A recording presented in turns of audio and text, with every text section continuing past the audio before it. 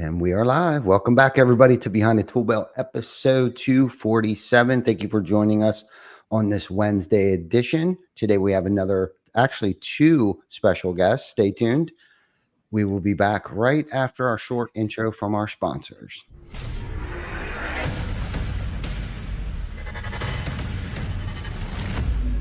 TC Backer. Roofing, siding, windows, gutter, solar. Roofing, siding, windows, gutter, solar. TC Backer.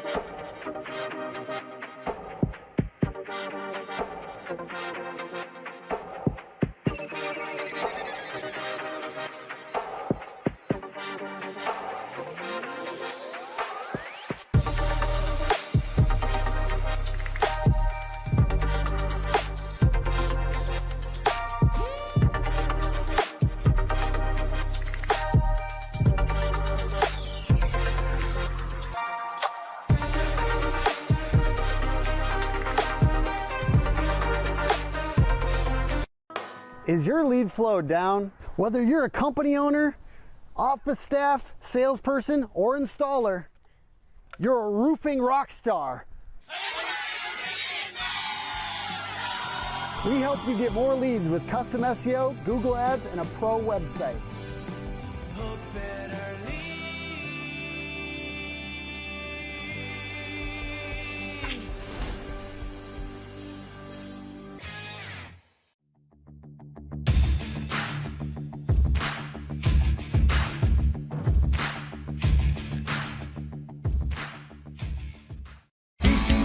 TC Backer.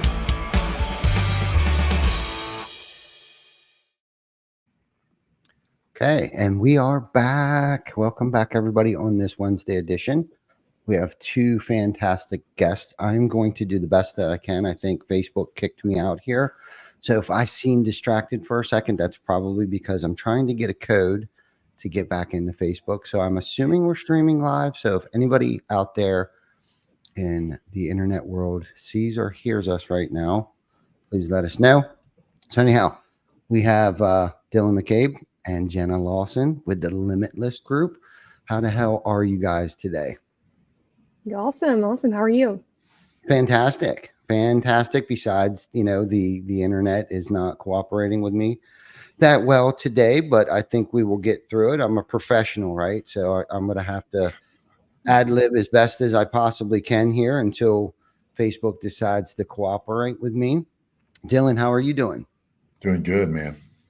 Good. So what's been going on? I know it's been a minute since you've been on the show with us, and I know a lot has happened since then. I can only imagine, and plus some of the things that I've saw you guys doing and do right now. But for those that are just now tuning in or don't know who Dylan is or Jenna or Limitless, why don't you give us, we'll start with Dylan here. Why don't you just give us like a brief, small little, background of yourself and what led to the evolution of Limitless? Yeah, thanks. So Dylan McCabe, I'm one of the co-founders of the Limitless Roofing Group. We're actually a GPO. And if you've never heard of GPO before, it stands for Group Purchasing Organization. They have these in healthcare, HVAC, plumbing, flooring, etc. They don't exist in roofing. So I got into roofing 4 years ago and started Limitless CEO Groups, which is just a peer advisory group, kind of mastermind type thing. and started asking our members, have you ever been a part of a buying group before? And they're like, what do you mean? Like a group that buys roofing companies? I said, no, collective buying power. We all come together. We form stronger relationships with suppliers and vendors, and usually that results in more business for them, and it results in discounts for us. And everybody said, no, we've never been a part of anything like that. And I thought, man, this cannot be a reality. I mean, this is roofing. Every roofing company buys a lot of materials, spends money with vendors. So long story short, we started a buying group 2.5 years ago. And it's been an exciting journey. But the most exciting part really recently, Ty, is we brought Robert Posey on board about a year ago. And then a few months ago, we brought Jenna on board. And it's just like, man, now we're sailing the ship with the right crew. It feels great. And we're rocking and rolling, man. It's exciting. Yeah, no, it sounds good. And Robert, he's a near and dear friend of mine. And I know he's got to be an asset to your, your guys' squad over there, because he is just, brilliant mind. We've used him for, some sales and marketing stuff like that. And I first met him in the Revolt group, and he was one of the coaches, I guess, teaching us roofers over there some stuff that we didn't know about our businesses or how we can actually improve our business. So I know he's going to be a huge asset for you. And same with Jenna. That's kind of where I met Jenna for the first time over there. And I know she's an ass kicker in many ways. So what so when you started the Limitless thing, so how did this evolve? Like, you just saw a big, huge void? You came from the medical industry. Let's start here. Did you ever imagine that you would end up in the roofing space? No. So how did that happen? How did you get connected into the roofing space?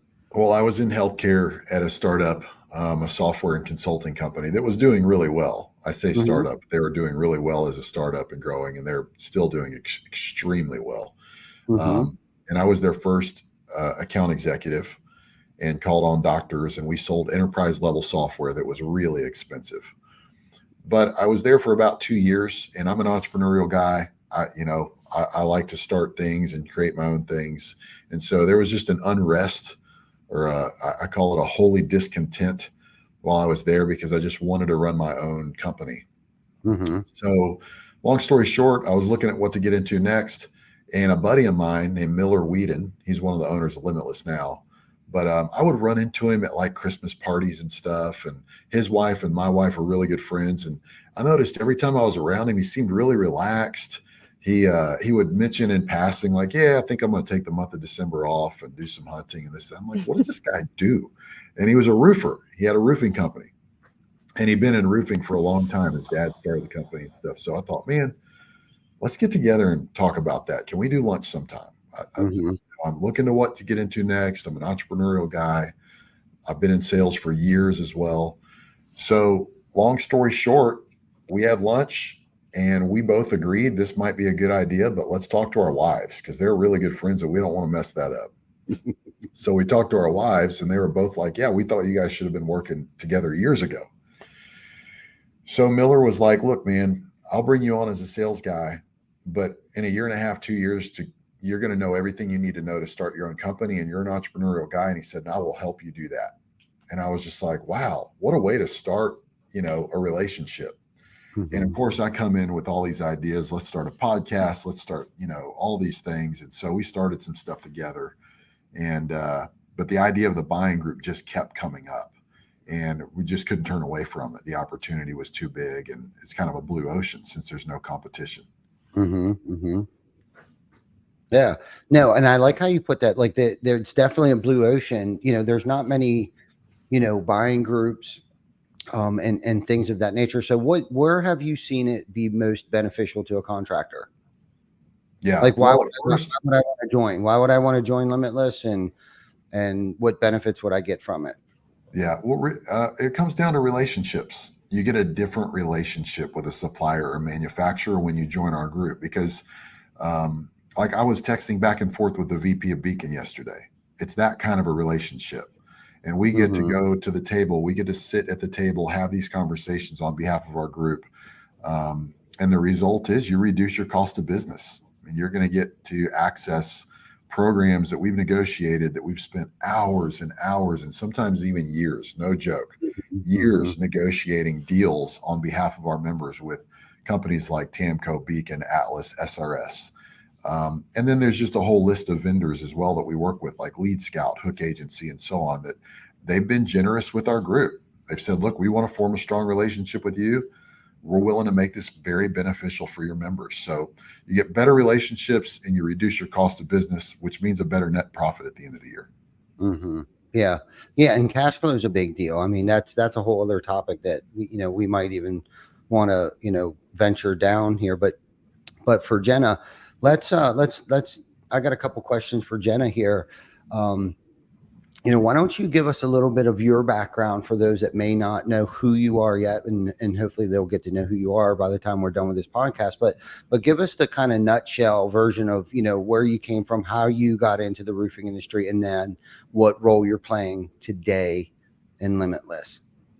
Yeah, awesome. So back in 2021, I started with roofing.com. So I was with them. I happened to stumble into the roofing industry. I was right out of college. I started working social media marketing for an insurance company and applied randomly for a job posting. At the time, it was roofing community. So I started there. I was doing some marketing work, and then I transitioned to doing events. So I was the events manager for RoofCon 2021, and then I became director of events for RoofCon 2022. In 2023, I did 95% of the planning. I just wasn't there to see it come to life. I got a new opportunity outside of the roofing industry that required me to move.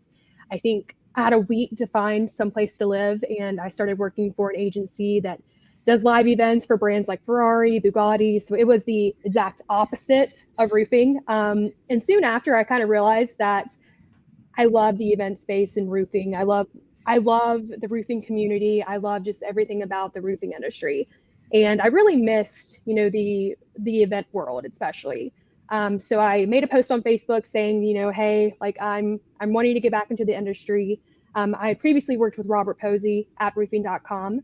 And then he was like, hey, we're looking for this. And I was like, well, I've got marketing, social media, a little bit of selling experience, and then also events, which is my jam.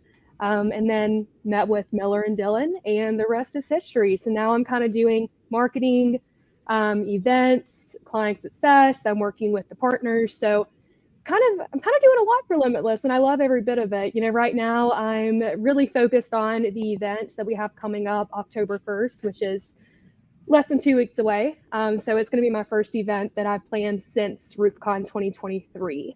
So I'm so excited to be back doing it. I'm on an amazing team, great people. So it's great to be back in the roofing industry. Yeah. So when you left the roofing industry for that short little stint, what were you thinking to yourself at that time? Like, I am never going back to the roofing industry. And if that was the case, how long did it take before you realized, like, oh shit, I need to get back to the roofing industry? If any of that even happened. So walk us through that a little bit. Yeah. So honestly, I never thought I'd be back in the industry. That was, I definitely wanted to branch out. I wanted to plan other types of events, and I started working for that agency. It was a whole different, type of events that they were doing. I was working with, Ferrari owners, and that was awesome. I got to travel to Miami. But after about, I want to say like 3 months, 2 or 3 months of being with that company, I realized that I wasn't getting the fulfillment, and it was short term. It was fun at these events, but it wasn't fulfilling like events, like RoofCon. It was not fulfilling. Like the people, I couldn't take away the memories that these events in the roofing industry, were giving me. So soon after, I kind of I took some time really thinking, and then, back April, I was like, I can't do it anymore. I need to go back to what I'm used to. And I went back to it. But yeah, I had no desire to get back into the roofing industry, honestly, but everything falls back in place. So. Yeah, it does. It does. And we missed you, by the way. That's why I kind of picked on you a little bit, because you played a huge part and role in the success, I think, as far as RoofCon and Revolt and things like that. And I know you're a team player and a hard worker. So, being on, Dylan's team now, I can only imagine, how much of an asset you have been over, on their team. So what are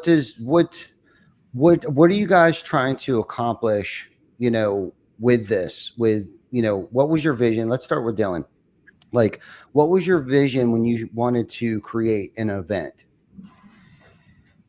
Well, the event is just kind of a part of our overall vision. Our vision for the company is to elevate the roofing industry by building a future where every roofing company, regardless of size, has the support and resources to achieve limitless success.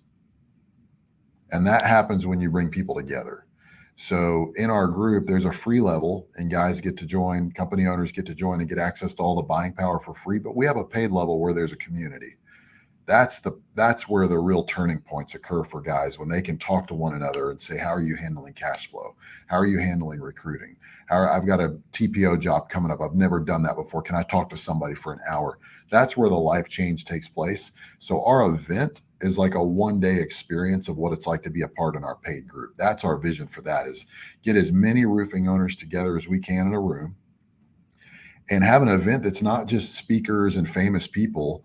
Have an event where it's roofing owners talking about processes, about culture, about scale, a panel that you're going to be on where you can open up and receive candid questions from the audience.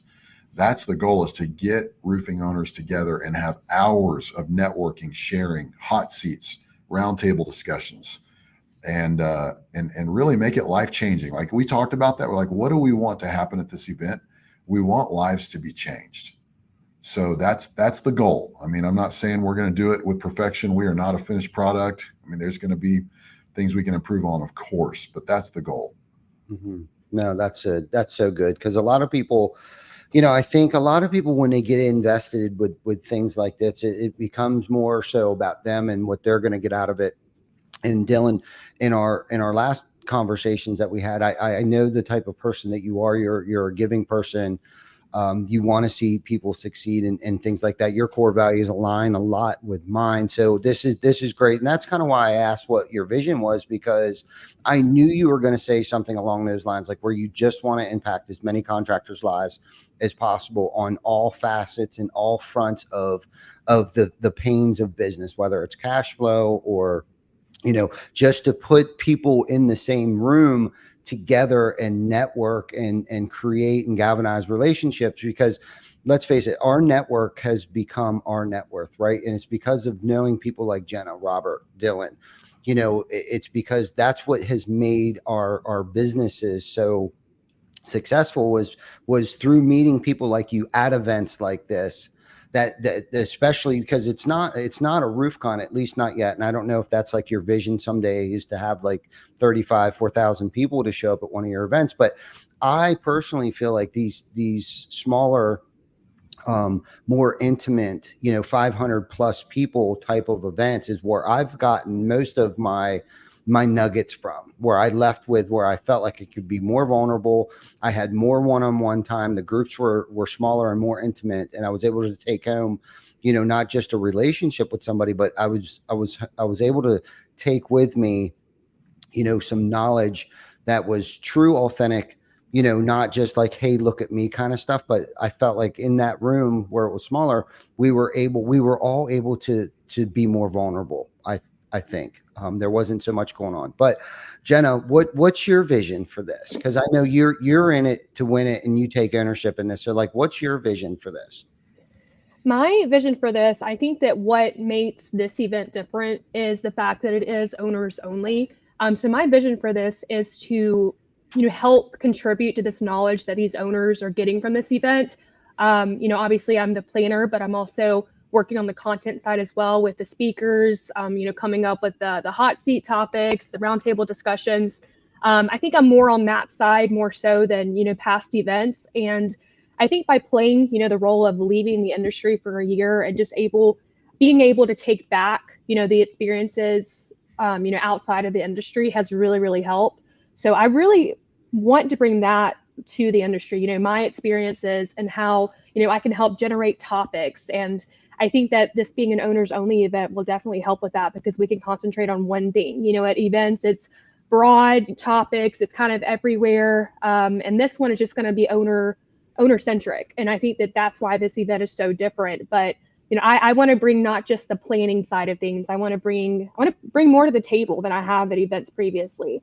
And with an event, being we're expecting around 350, 400 attendees. Goal is 500. I think that it does make it easier to do stuff like that, like you said. And with this being at a awesome venue, the Chiefs Stadium, it's the GEHA Field, Arrowhead Stadium. So long to say, but I think that it's going to be a great time. Our speakers are absolutely amazing. Their topics are unbelievable, and it's just going to be a lot of face-to-face time with these sponsors as well.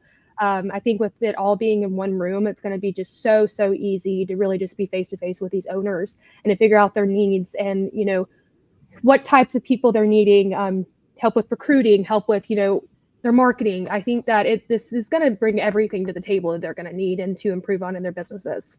Yeah, no, I love that. I love the fact too that it's owners only, especially thinking back in my earlier days. God, I wish I would have had someplace to go 15, 20 years ago that was just owners only, let alone anywhere to go. I mean, there was really nowhere to turn. We didn't have the Facebook groups. We didn't have half of the tools that we had today to reach out to people. Like, I wasn't going to call the local competition up and say, hey man, let's go have lunch. I think things like that are happening more today because of social commerce and things like that. But back in the day, we didn't have anything like that. And I've always enjoyed whenever I had an opportunity to go and be around other owners, like-minded individuals, right? Away from my team, away from home, to just go out there and open my ears, right? There's a reason why we have 2 ears and 1 mouth. And sometimes we just need to go to these places, but also ask questions too while we're there. So don't misunderstand what I'm trying to say here, but sometimes we just need to be around like-minded people going through the same struggles, open up, be vulnerable, and ask really good questions and pay attention. And also, what are we bringing to this as owners, right? Like those of us that are on the stage or those owners that are coming to attend this thing, like also, what are we, it's not always about like what we're taking from it, but it's like, what are we bringing to the table as well to the guy that might be struggling with something that I struggled with a year ago in business.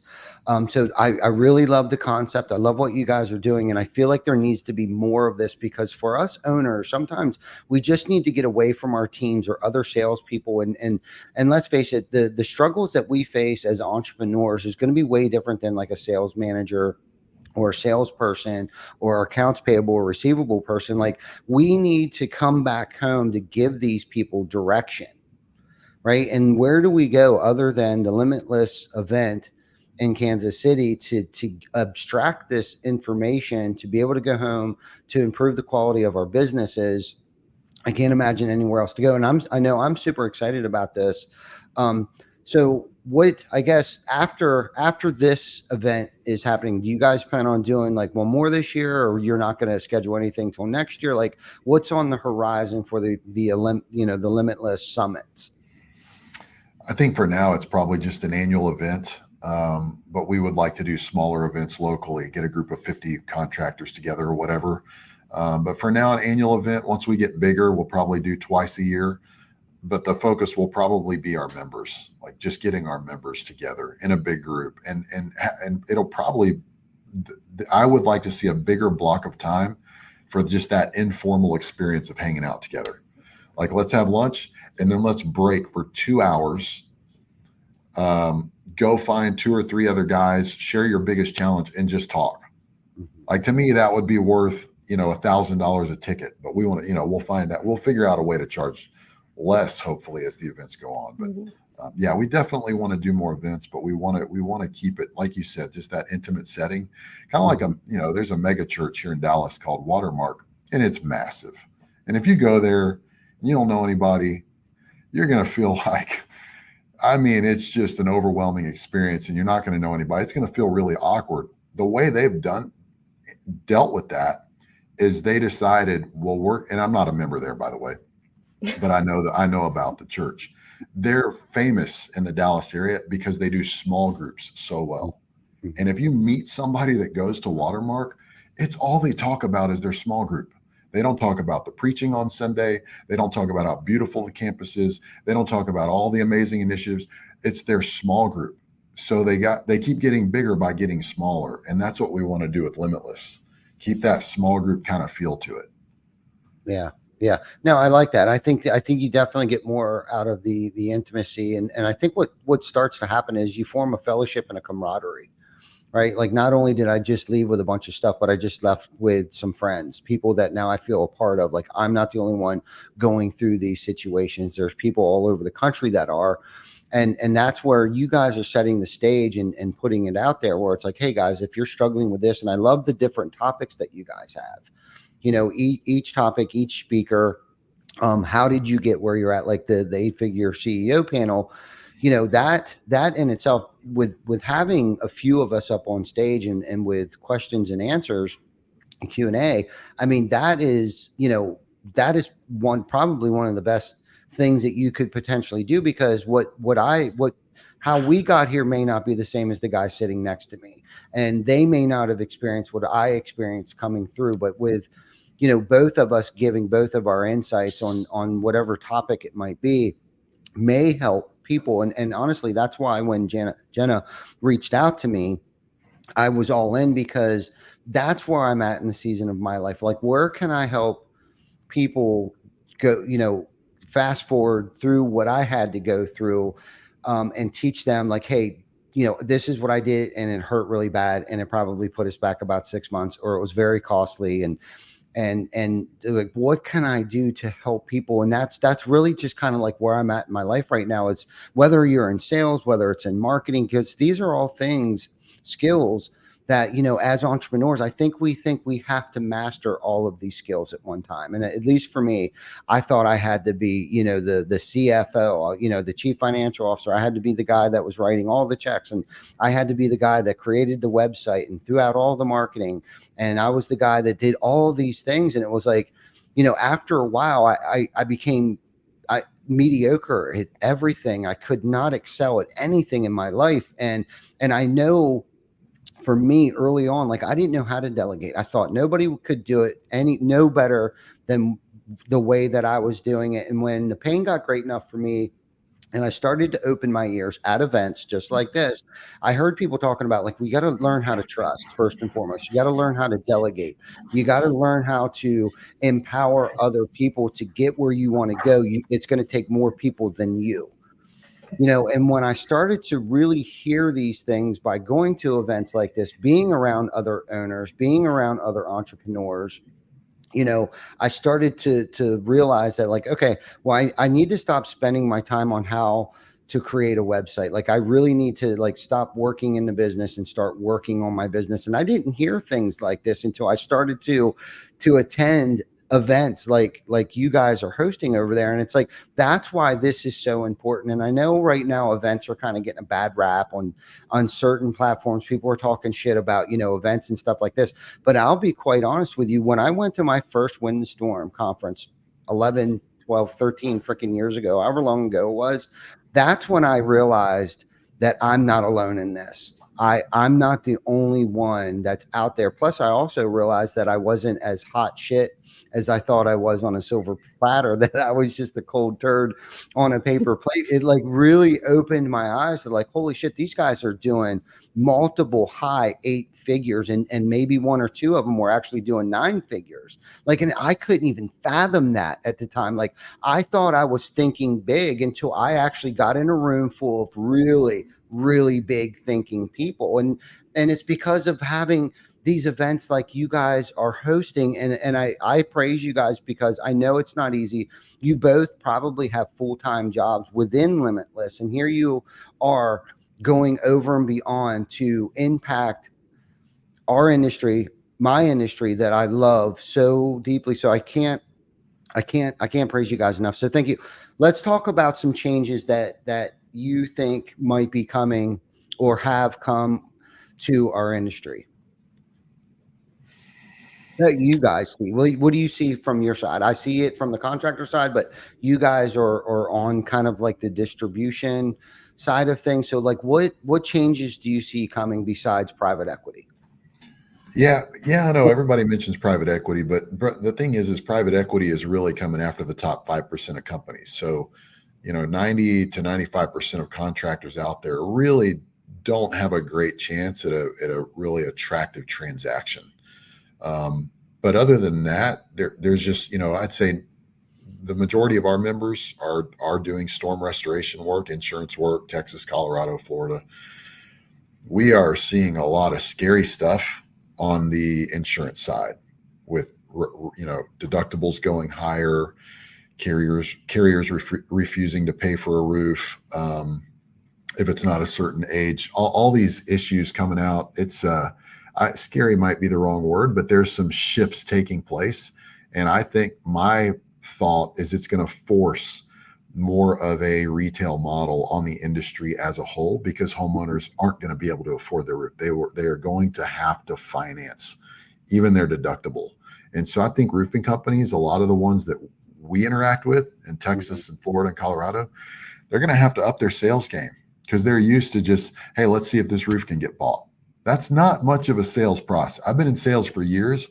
I got into selling roofs 4 years ago, and I remember telling Miller, man, this is the easiest thing I've ever sold in my life. Like, I just went and crawled up on the roof, spotted damage, took some pictures, and said to the homeowner, I think you should file a claim. That's not a sales process. So I think, or it's a very simple sales process. So I think a lot of companies are going to be forced to get into a little bit more of a sophisticated process, where you're a consultant, you're helping the homeowner, you're giving them options, good, better, best, and you're offering financing as well. No, that's a good point. I'm glad you brought that up. So how do you see, what steps should a contractor take, a roofing contractor take, if they're in the insurance game and in the area that they're struggling, to get claims paid for? What would you suggest that they do? What steps should they take to implement the retail model? Man, I mean, I would reach out to somebody that's just a master at that. Like, whether it's somebody you meet at our event or a member in our group, or, I mean, look, I think the answer is community. It's people. So to go to the next level, it's going to be interacting with a person. So what I think everybody listening to this, you have to be a part of a community, whether it's Revolt or Limitless or the Roofing Academy with Randy Brothers. You've got to surround yourself with people who are a few steps ahead, because you're not going to get it out of a book. I don't care how many books you read. You can read a book this thick on scuba diving. You still don't know what it means to scuba dive until you've gone 30 feet under the water and breathe with that apparatus and depressurize your ear. You know nothing about scuba diving. So to get to the next level, you really have to plug yourself into a community. So that's what I would say. I would say find somebody at our event or on Facebook or in Revolt or in some community and say, look, you're doing retail. How do I do it as well? Because my business model right now is pretty fragile. It's dependent on one income stream, insurance work. I want to have multiple income streams. I'd like to learn how to start a service department. I'd like to get into commercial, dip my toes in that. I'd like to sell retail. You need 4 to 5 income streams so that even if they're variable, you have a constant of cash flow. And most roofing companies aren't doing that. But that's what I would do. And that's what happens in our group. We've got one guy in our group. He's in Texas. He's in a storm market, but all he does is sell retail. So all the guys in the group are like, oh my gosh, like why? How are you doing it? What are your margins? What is your sales process? How do you train your sales guys? So that's the key. Everybody wants to figure out how, right? Like, how do I do this? But the answer is who. To steal the title from the book, Who Not How by Dan Sullivan. Like, you need to find the right who, and they'll show you the how. Fantastic response, Dylan. That was so good. I 100% agree with you that you have to have multiple irons in the fire, generating revenue for your business. And I really feel like, if you're going to stay sustainable and relevant, because there's ebbs and flows as well to storms. I mean, I know Texas is a huge storm market, and maybe it's a anomaly because there is so many storms that come through Texas, and maybe you don't need to necessarily, consider the retail side of things. But I for myself would want to be prepared. So what if we go through a whole entire season without storms? Like, what are we going to do? Are we able to pivot from, storm restoration, insurance paid jobs to a retail model? Like, how are we supposed to market ourselves? And for one little simple nugget, they're already doing it. Like, so those guys are out door knocking, like you're already doing some of it now as far as like, creating brand awareness and marketing your company. But you just need to be more intentional about it if you're going to market yourself, whether it's putting yard signs out in strategic places, putting door hangers out. Like, you just got to do a couple more things. And that's just something small, geo targeting with Facebook ads, like all these things in these neighborhoods that you're canvassing already that you would typically knock. So instead of knocking for storm, you're knocking for retail, right? You might have to knock 50 doors opposed to 10 to get an inspection. You just got to put in more work. But while you're out in the streets, beating the bricks, brick by brick, you're putting yard signs out, you're putting door hangers out there, you're running Facebook geo-targeted ads, you're using companies that you do direct mail. Like, you just got to put a little more effort into it. And that's just one little simple thing. So there's that. But then there's like, how do I create an estimate? Right? When you're so used to, Symbility or Xactimate, you're so used to that. So how do you write an estimate? So my 2 cents in this is to have your teams well versed, obviously in Xactimate, Symbility, but also the retail model, right? The good, the better, the best, or GAF has a gold, a silver, and a system plus warranty. Like, teach your teams. Like, GAF, shingle manufacturers will bring outdoor salespeople in and teach your teams. I don't care where you're at in the country, on how to sell a gold pledge warranty, how to sell a silver pledge warranty, and how to sell a system plus warranty, and the difference and the components that go into it, and the value in the warranties, right? So that's one facet. Chuck Tokey's out there. He does an amazing job on how to sell retail. So there's definitely a little more work that might have to go into it, but at least from my experience, the fruits of your labor are more fruitful, right, when it comes to the retail model of things. Like, because with insurance, you get the scope of work, and it's basically the insurance company's like, here, this is what we're going to pay you. And somehow you need to figure out how you can manipulate the job into it making sense so we can get the job done for the homeowner. Well, on the retail model side of things, they're basically, the homeowner's telling you what they want. So then you're molding the financial aspect of it around their needs and their wants. So for me, it's a lot easier to sell the job than it is to just sell them on a deductible. So anyhow, Jenna, give us some of your feedback on some of the things that you're seeing from your side, outside looking into our industry right now, since you've been in our industry. What has changed, and what changes do you think are coming? Speaking from the marketing side of things, like Dylan was just saying, think about who, not how. I think that since, me being in the industry last year and then now, I just feel like the collaboration is, it's here now more than ever. The collaboration of, of everyone leaning on each other on Facebook, of everyone sharing each other's posts, we had actually a talk yesterday of how we can get better at marketing, because you can do 1,000 posts a day but only get one like, because everybody is trying to promote their product, promote their event, promote a speaker, anything. So we really had a talk yesterday of what can we do, and Robert actually came up with the idea of what's in it for me. In the industry, with these events, it's we can advertise the event all we want to. We can say, it's going to be here. It's going to be at this awesome venue. Here are the dates. Here's a cool graphic.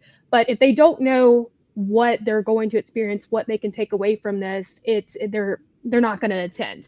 So I think that more than ever is present now. But also just how, like I said, everybody's leaning on each other more than I saw last year. Every time I'm, on Facebook, someone's visiting another roofing company, they're collaborating with another business owner.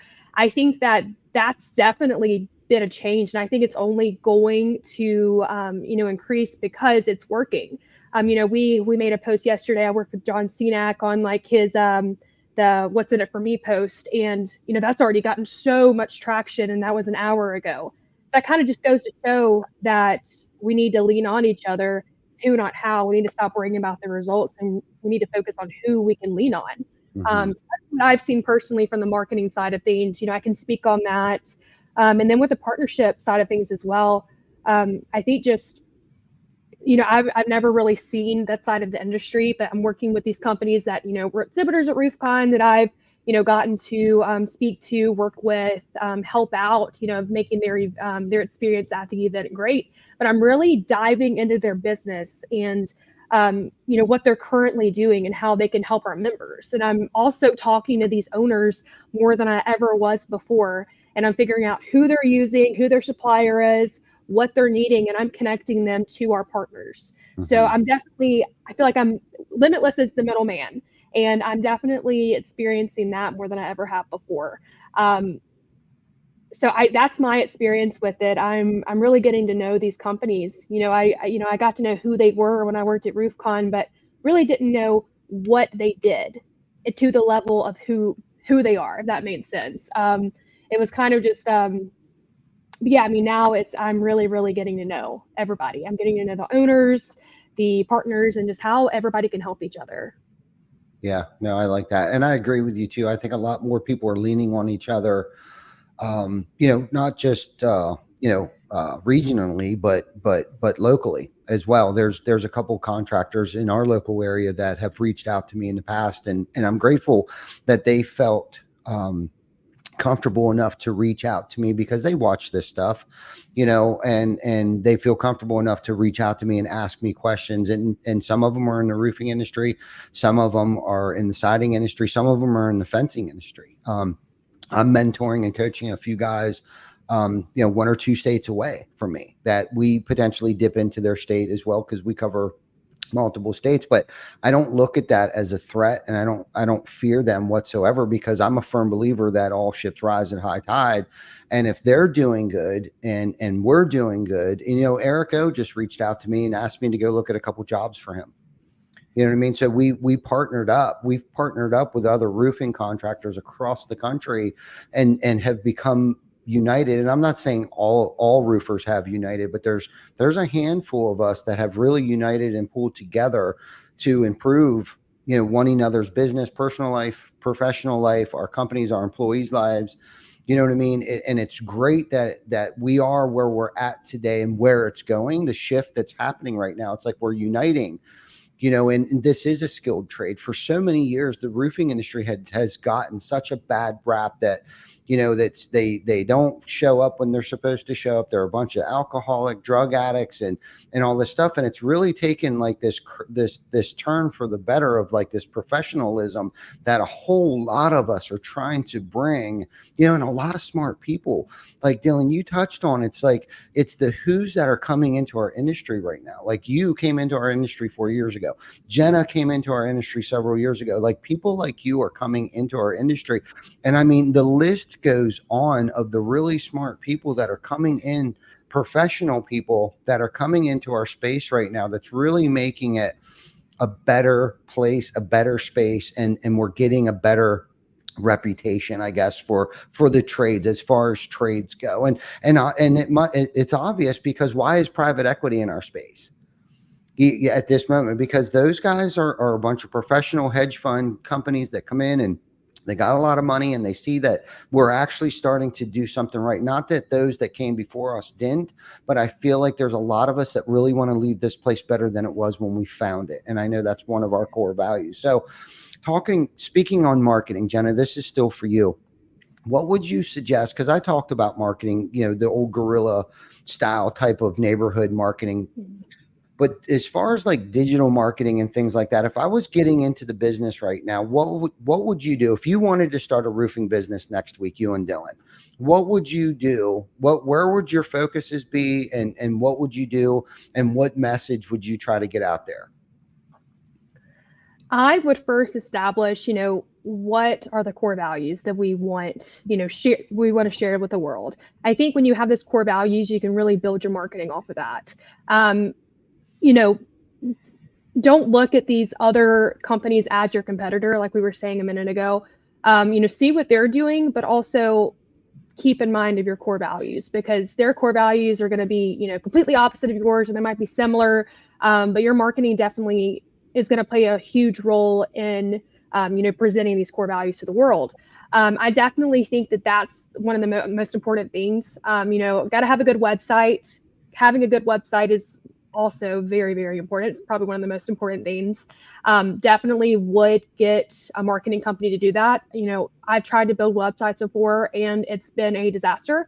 So I think that is also important too. So really scout out these companies, scout out the best of the best, who these companies are using, who these other roofing companies are using. Do your research and, get a good marketing company. Now, if you're just starting out, I know that's not a priority sometimes. You really just want to start selling roofs, but you have to have a good presence. You have to build that solid foundation of how, you want the future of your company to be. I think that sharing this content, I feel like I've hit a plateau with our posts, honestly, because, I feel like I'm doing the same content. I'm kind of just using, the same templates. And, Robert's very, very, he'll question you, he'll challenge you. And that's why I love the Limitless team, because they challenge me. But he's right. I think that, by the what's in it for me, every post should be a what's in it for me, or they're not going to engage with it. If it's just a pretty graphic of promoting a venue, they're not going to engage with it. So really thinking about your audience and how, putting yourself in the audience of who they're, the screen they're looking at. I think that when you put yourself in their position, you wouldn't be liking that post either. You want something, what's in it for me. So I think that the social content should definitely differ all the time, but have that in mind. Have a solid website and really build your marketing strategy on your core values, because you've got to have the company, presented in that same way all the time with the core values. So those are just my tips and what I have experienced currently, and how, I'm getting better every single day with the marketing. But at Limitless, I want to focus more on partnerships now, but we were talking about that at RCAT last weekend, and how I can play, how I can help our partners with their marketing, of how we can collaborate Limitless and get more engagements on their posts, because they might have a tough time of reaching their audience on their social media. How we all can collaborate, and how owners can collaborate too. I think that by coming to the Limitless Roofing Summit, we're going to have people just starting out, but we're also going to have people that are 10 years in the business. They might have not, prioritized their marketing, and the person that just started out their business might be ahead of them on their marketing. So it really doesn't matter how long you've been in business, just depends on your strategy and how you're implementing it and presenting that. But keeping that in mind of always your core values and what's in it for me. I think I'm going to get a shirt that says what's in it for me and have Robert Posey on there mentioned, because it's so important. Hashtag Robert Posey. Yeah, there we go. Beautiful response. I really love what you said. It, and just to kind of solidify, a little deeper on, the partnership aspect of that too. Partnerships, networking, and referrals, I think, is something that we don't talk enough about. And for the longevity and sustainability of a company, and the quality of a company has a lot to do with those that you partner with early on in business. And if you can do business with people, a year to 5 years to 10 years in the business, that says a lot about that partnership. It says a lot about those individuals that have partnered together too. And because I've recently started to study a little more on, referring others to other people and networking and things like that. And when I look over the course of the history of my career, there's a gentleman that we've done business with for almost 15 years now, and his network has actually become our network, and vice versa. We've referred partners and back and forth with each other, and we still do work with him today. And the people that he's worked with, he's referred us to, and it's like how this has blossomed into it. And one of the things that I would like to mention here is, if you haven't really thought about this, like 50%, like think about what amount of referrals is part of your business. Okay. If it's 10%, shoot for 20. If it's 30%, shoot for 50. Like our goal right now is to keep our lead intake, coming from referrals. 50% of that needs to come from referrals, and it's, if a lot of people don't focus on that, aspect of things. They're more focused when it comes to marketing, Google SEOs, paid ads, pay-per-clicks, all these things, Facebook ads, all this stuff. And I think we've gotten away from the old school mentality of like partnerships, right? Being referred by somebody. And little do people know, every individual has a sphere of influence of 250 plus people. And if I'm that roofing guy and those 250 people that are in my phone right now, and then they have 250 people in their sphere of influence, like that in itself, and you're very intentional about that, right? 50%, that's our goal. Our goal next year is to have 50% of our business, our revenue, come from referrals. So set a goal. I would suggest to anybody listening out there, if I know companies that are only in business because of word of mouth. And of course they're, not huge businesses, but early on in business, I think one of the first things I would do is make sure that I galvanized my relationships and my partnerships and strengthened them and kept them strong along the way, along this journey. Dylan, do you want to give us any feedback or input on the marketing aspect of things? No way, man. I'll leave that up to people like Jenna. Okay. All right. Well, then let's start with some personal questions with you. Like, what is, in one sentence, would you like people to use in describing the way that you do business? Admirable. Admirable? That's what you want your headstone to say? I'm admirable? No, I took it. There are very few other leaders that I truly admire, the better I get to know them. Usually the more you get to know someone, the less you admire them. But I've had a few mentors, by the grace of God, that the more I've gotten to know them, the more I admired them and stood in awe and was just so thankful to God to be in close proximity with them because of the impact they made on me. So that's my hope, is that as more people get to interact with our team, that they realize that I love our team. Like, I love working with Robert and Jenna and Miller, that they would have an admirable team that they know, wow, I'm much better off being close to these people. Amen. Dude, that was such a great response, man. So far, you get the gold star on that that answer, bro, because I'm telling you, that was so good. And thank you for sharing that with us, because I'm going to keep that in mind for myself personally, right? To make sure that I'm admirable, right? Like that was so good. Jenna, I'm going to give you a stab at it too. What's one sentence you would like people to use in, terms of describing the way that you do business? I think between inspiration and impact, those two play hand in hand for me. I have faced many obstacles the last few years, and my biggest thing is I want to make an impact. I want to inspire others that are going through life, going through career changes, everything.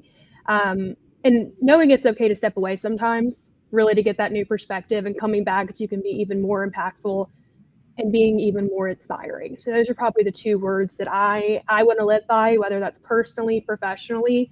I think when you have those two traits, you're inspiring others, but you're also impacting yourself. You're not just impacting others. I think we often forget about how we want to, at the end of the day, we want to know how many people we inspired, but are we inspiring ourselves? Because if you're not inspiring yourself every single day, you're not going to be making an impact.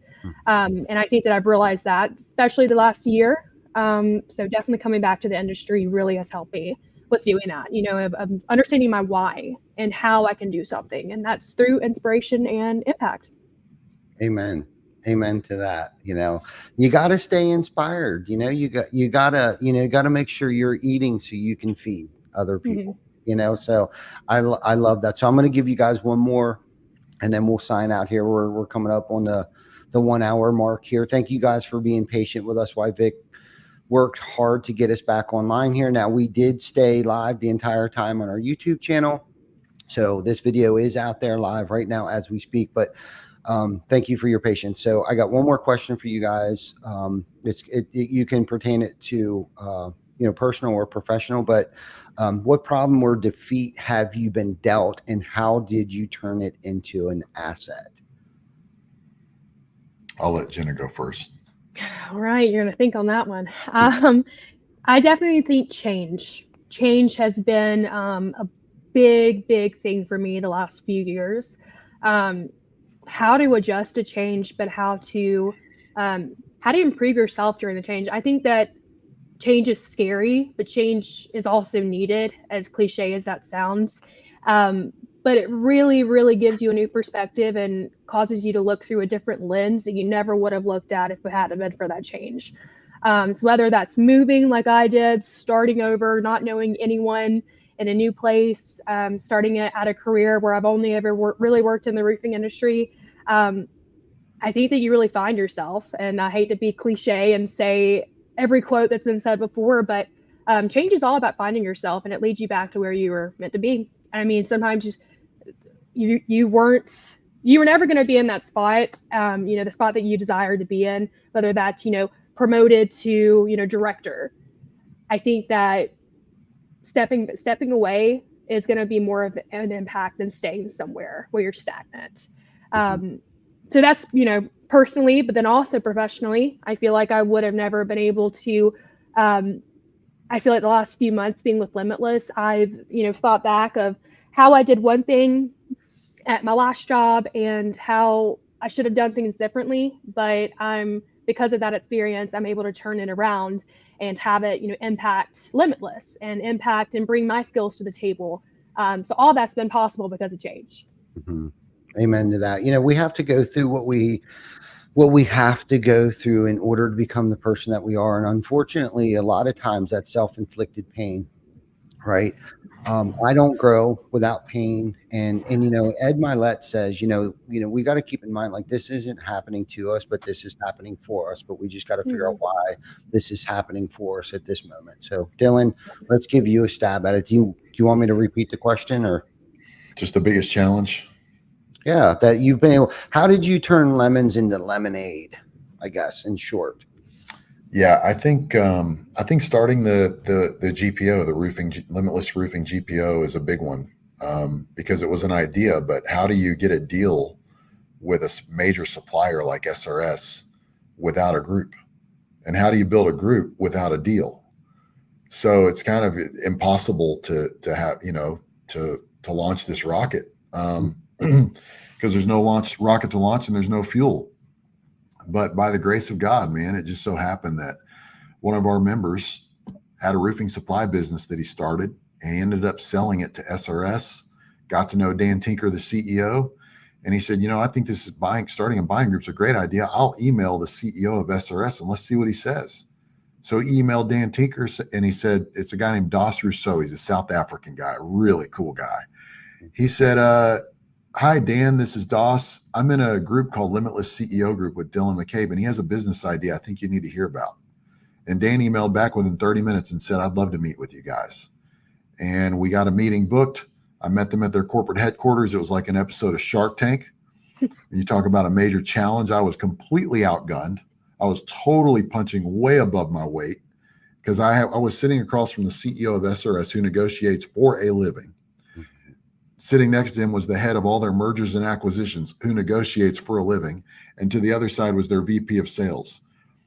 And man, I think it was just from years of calling on doctors and owners of major healthcare organizations, just learning how to deal with those kinds of situations and steer it to the solution and deal with the problems and then offer up the solution. And then getting to where we are now, that's the biggest challenge I've ever faced in business anyway, not personally. That's a whole nother story. but in business, that's the biggest challenge. And the thing I learned is, I know we're beating a dead horse with a stick now, but it's who, not how. Mm-hmm. If I hadn't had Dos Rousseau in my group, in our CEO group, I never would have gotten a meeting with Dan Tinker.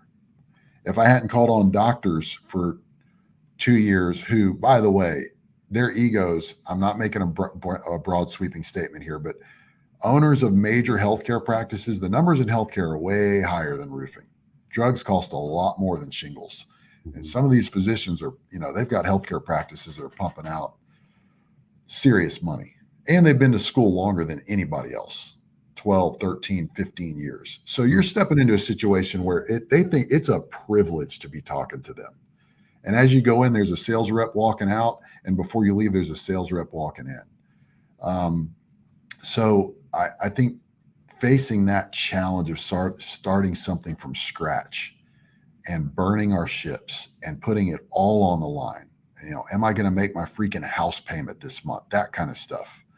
Just going through that fire, man. That's the biggest challenge I've faced. But I've learned that, you know, God, if you ask, I'm a big believer in prayer. And if you ask God, surround me with the right people, I believe he will. And those people have enabled us to make it and to really start getting ahead.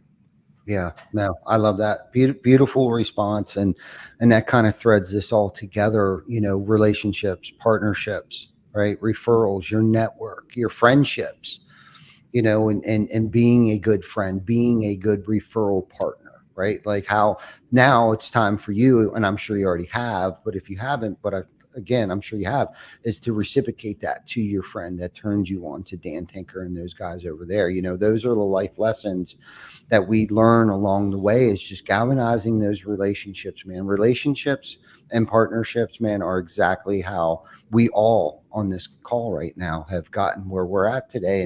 And we need to remember that, never forget where we came from. And don't hesitate to reach out randomly, because I do that with my friend Eric, who I talked about earlier. You know, not just on his birthday and not just on Christmas and stuff like that do I reach out to him, but every now and then randomly, man. I get this overwhelming feeling of gratitude, and it's like, you know what? I'll just start sending out some gratitude text messages to these people, whether they know it or not, that have helped us get where we're at today. And they think I'm half crazy sometimes, because they're like, why are you thanking me randomly? A random text message, you know, thank you, thank you. My family and I and all of our coworkers, co-leaders, thank you. You know, and they're kind of, and you know what? And maybe it might help turn their day around, because they're getting kicked in the guts. You know, it's so many of us managers and entrepreneurs and do on a day-to-day basis, because we're trying to inspire those around us, and sometimes we need that inspiration and that gratitude text message every now and then. So I'm just going to throw that out there real quick, not to forget where we come from, and thank those that helped us get where we're at today. So with that concludes another kick-ass episode of Behind the ToolBelt. You guys did such an amazing job. Thank you for being patient with us, everybody out there, while we were having some disconnect issues with Facebook. But until next week, you guys take care of each other. Jenna, Dylan, thank you for coming on the show. If you haven't, everybody out there haven't liked, loved, subscribed, shared, commented, please do that. And don't forget to check us out next week. I think it is Becca Schweitzer who is our guest next week. The week after that, we will be going live. I don't know what time. It's either 7 or 8 a.m. live from, what is it? GEHA Field at Arrowhead Stadium, the Chiefs Stadium. Yeah. Limitless Roofing Summit. That's right. Limitless Roofing Summit. We're going to be going live actually on Tuesday, because our flights won't allow us on Wednesday to get back to the studio in time. So we'll be going live from Kansas City, Limitless Roofing Summit, October 1st, right? Be there, be square. Till then, Yep. You guys have a good rest of your Wednesday, and we'll see you next week.